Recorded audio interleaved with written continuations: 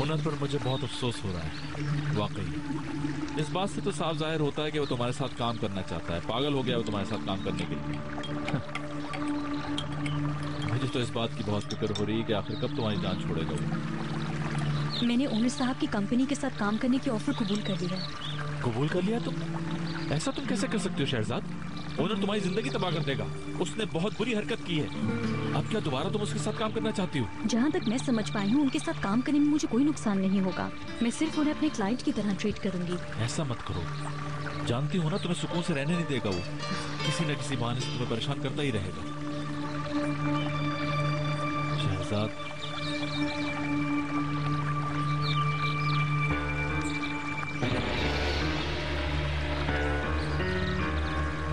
Owner को अब अपनी जिंदगी से निकाल दो, हमेशा के लिए निकाल दो।